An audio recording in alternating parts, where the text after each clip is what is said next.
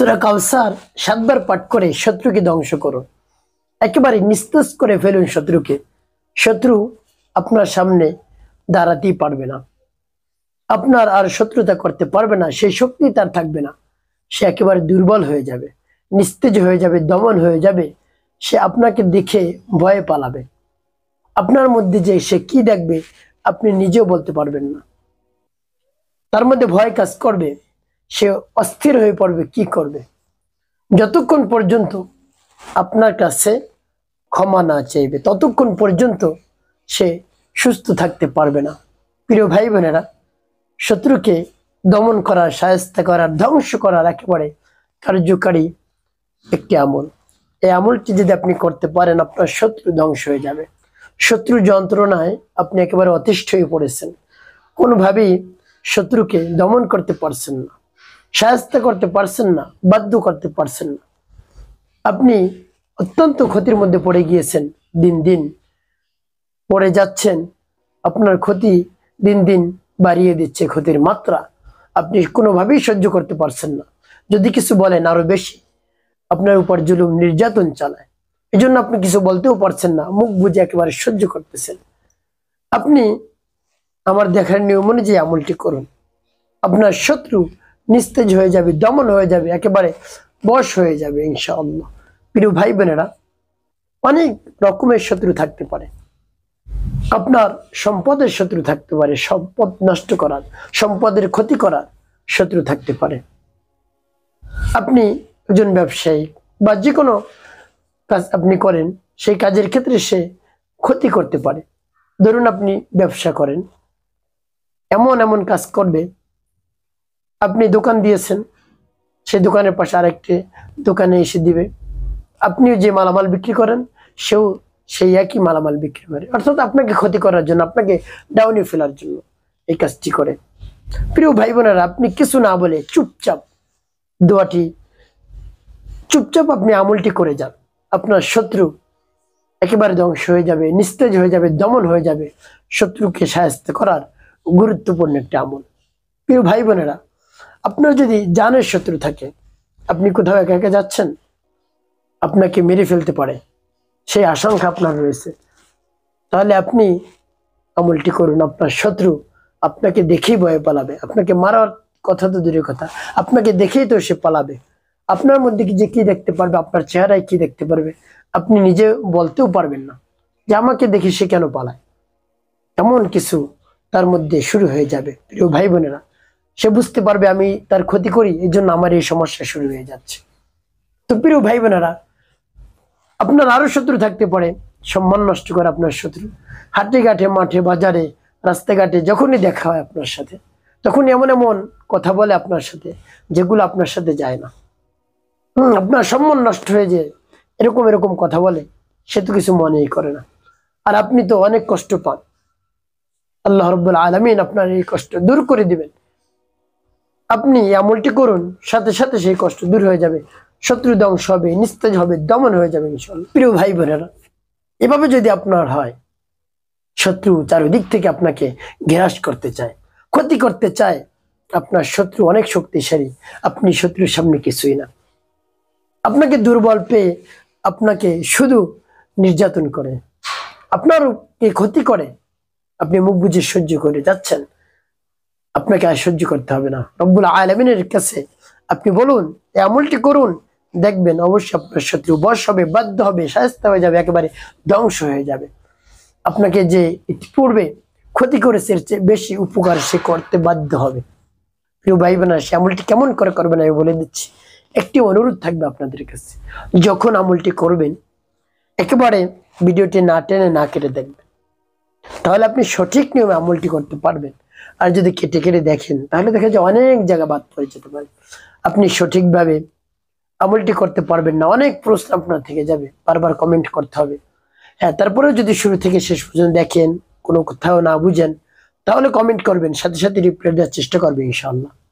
প্রিয় ভাই বোনেরা, আমলটি কেমন করে করবেন আপনি? বেশি সময় নষ্ট হবে না, আপনার টাকা পয়সা খরচ করতে হবে না। আমলটি কেমন করে করবেন আপনি? আমলটি যখন করবেন, এর পূর্বে আপনার কাছে 7-8টি নিম পাতা রাখবেন।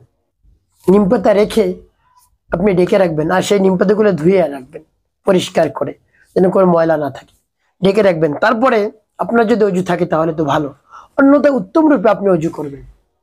উত্তম রূপে অজু করে পবিত্রতা অর্জন করে পবিত্র স্থানে আপনি বসবেন। পবিত্র স্থানে বসে সর্বপ্রথম আপনার জীবনের সমস্ত গুনার কথা স্মরণ করে ক্ষমা প্রার্থনা করবেন।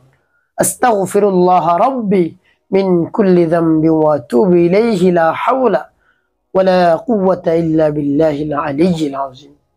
এভাবে যখন ইস্তিগফার পাঠ করা হয়ে যাবে, তিনবার ইস্তিগফার পাঠ করবেন গুনে গুনে। তারপরে নবী সাল্লাল্লাহু আলাইহি ওয়াসাল্লামের মুহাব্বত নিয়ে, ভালোবাসা নিয়ে তিনবার দুরূদ শরীফ পাঠ করবেন, সাল্লাল্লাহু আলাইহি ওয়াসাল্লাম, সাল্লাল্লাহু আলাইহি ওয়াসাল্লাম, সাল্লাল্লাহু আলাইহি ওয়াসাল্লাম। এভাবে যখন ইস্তিগফার দুরূদ শরীফ পাঠ করা হয়ে যাবে, তারপর আপনার সামনে যে নিম পাতা থাকবে এর মধ্যে ফু দেওয়া দরকার। তারপরে আমার দেখানোর নিয়ম অনুযায়ী আপনি সেই সূরাটি পাঠ করবেন। সূরাটি পাঠ করে কি করবেন আমি বলে দিচ্ছি।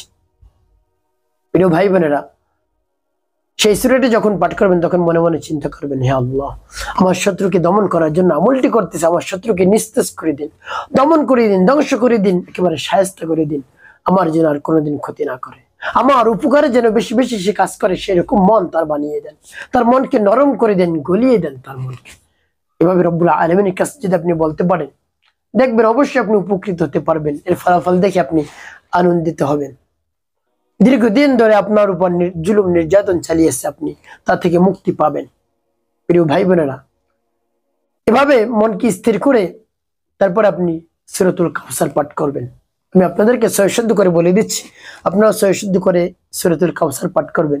যদি উচ্চারণ করতে কষ্ট হয়, আমার সাথে শুনে শুনে আপনি সেই শব্দগুলো উচ্চারণ করবেন। যেমন বিসমিল্লাহির রহমানির রহিম, ইন্না আ'তাইনাকাল কাউসার ফাসাল্লি লিরাব্বিকা ওয়ানহার, ইন্না শানিআকা হুয়াল আবতার, ইন্না আ'তাইনাকাল কাউসার ফাসাল্লি লিরাব্বিকা ওয়ানহার, ইন্না শানিআকা হুয়াল আবতার। এভাবে যখন সূরাতুল কাউসার পাঠ করা হয়ে যাবে, আপনার সামনে যে নিম পাতা থাকবে এর মধ্যে একটি ফু দিবেন।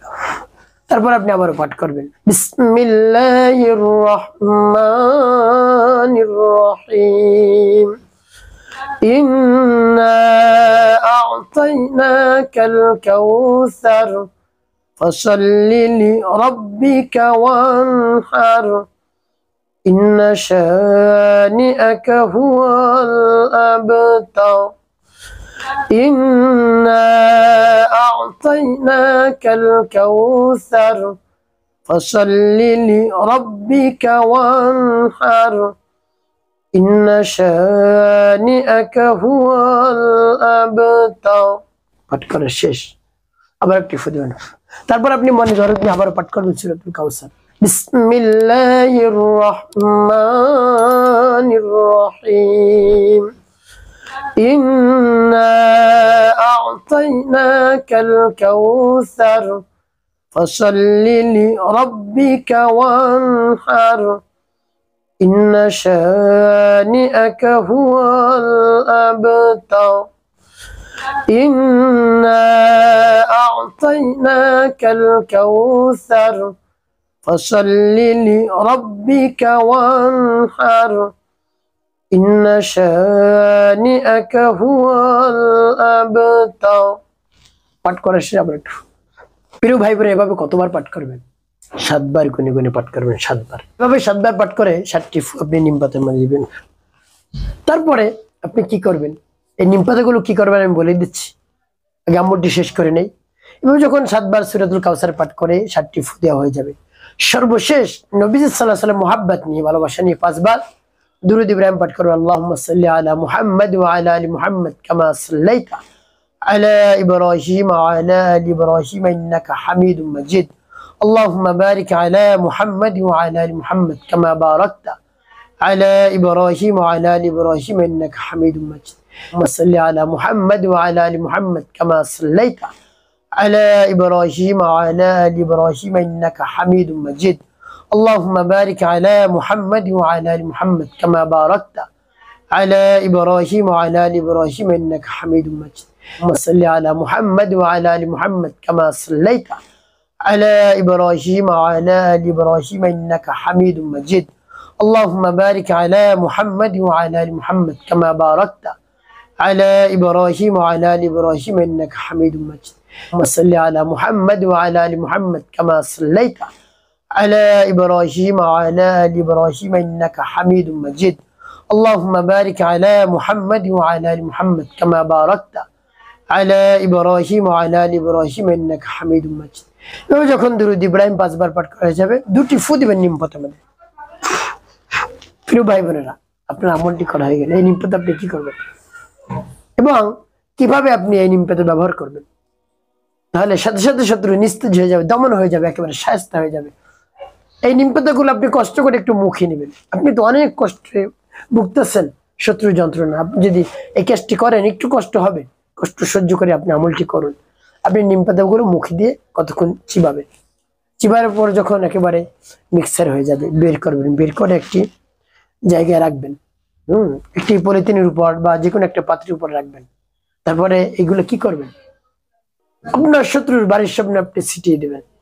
এখন বলতে পারেন হুজুর শত্রু বাড়ির সামনে গেলে তো ঝামেলা, শত্রু যে রাস্তা হাঁটে সেই রাস্তা আপনি ছিটিয়ে দেন। যখনই নিম পাতার উপর দিয়ে সে হেঁটে যাবে তখনই কাজ শুরু হয়ে যাবে, বয়স হবে, বাধ্য হয়ে যাবে, একেবারে ধ্বংস হয়ে যাবে, নিস্তেজ হয়ে যাবে। কোনোভাবেই শত্রু আপনার ক্ষতি করতে পারবে না, আপনার উপকারে কাজে আসবে। আপনার শত্রু বেশি বেশি উপকার করবে, কোনোদিন আর ক্ষতি করতে পারবে না ইনশাআল্লাহ। প্রিয় ভাই বোনেরা, এমনটি করবেন আর নামাজ আদায় করবেন। নামাজ যদি আপনি আদায় করে না থাকেন তাহলে আপনি নামাজ আদায় করবেন, তারপরে মিথ্যে কথা বলবেন না, মানুষের খেদমতে কল্যাণে বেশি বেশি কাজ করবেন। অবশ্যই আপনার জীবন হবে সুখময় এবং শান্তিপূর্ণ ইনশাআল্লাহ।